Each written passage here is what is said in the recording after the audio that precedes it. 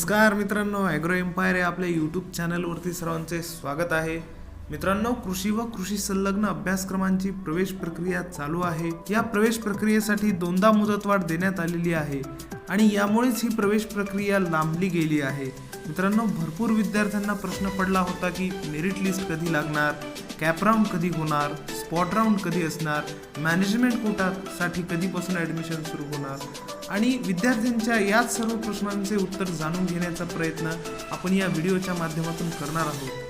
मित्रांनो, CET सेलने या संपूर्ण प्रवेश प्रक्रियेचे वेळापत्रक म्हणजेच ॲडमिशन प्रोसेसचा संपूर्ण शेड्यूल जाहीर केलेला आहे. हा संपूर्ण शेड्यूल कसा असणार आहे हे आपण पाहणारच आहोत. पण त्याआधी तुम्ही जर आपल्या चॅनलला सबस्क्राईब केले नसेल तर सबस्क्राईब करून घ्या, बेल आयकन प्रेस करा. तर मित्रांनो, नवीन शेड्यूल प्रमाणे कॅप राऊंड कधी असणार आहे, प्रोव्हिजनल मेरिट लिस्ट कधी लागणार आहे, त्यानंतर स्पॉट राऊंड कधी असणार आहे, या संदर्भातली सर्व माहिती आपण घेणार आहोत.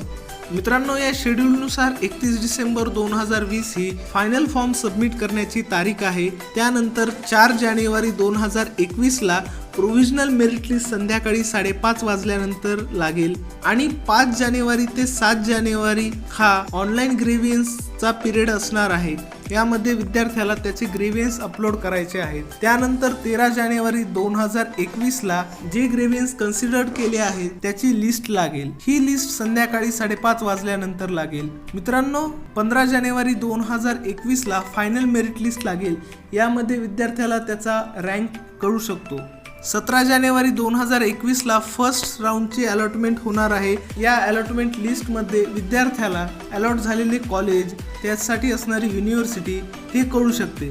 सीट अलॉटमेंट झाल्यानंतर रिपोर्टिंगचा कालावधी हा 18 जानेवारी 2021 ते 19 जानेवारी 2021 संध्याकाळी 5:30 वाजेपर्यंत असणार आहे आणि याच कालावधीमध्ये जे EWS सर्टिफिकेट अपलोड करायचे राहिलेले आहेत अशा विद्यार्थ्यांना EWS सर्टिफिकेट अपलोड करावे लागेल. त्याचबरोबर कास्ट व्हॅलिडिटी सर्टिफिकेट व नॉन क्रिमिलियर सर्टिफिकेट देखील अपलोड करावे लागेल. मित्रांनो, त्यानंतर 23 जानेवारी 2021 ला सेकंड राऊंडची अलॉटमेंट लिस्ट लागेल. ही लिस्ट संध्याकाळी 5:30 वाजल्यानंतर लागेल. मित्रांनो, त्यानंतर सेकंड राऊंड साठीचा रिपोर्टिंग पिरियड हा 24 ते 25 जानेवारी 2021 आहे. थर्ड राऊंडची अलॉटमेंट ही 28 जानेवारी 2021 ला संध्याकाळी 5:30 वाजल्यानंतर होणार आहे व त्यासाठी रिपोर्टिंगचा पिरियड हा 29 जानेवारी ते 30 जानेवारी 2021 असणार आहे. आणि ज्या विद्यार्थ्यांचे फर्स्ट आणि सेकंड अलॉटमेंट राऊंडमध्ये व्हेरिफिकेशन झाले आहे अशा विद्यार्थ्यांकरिता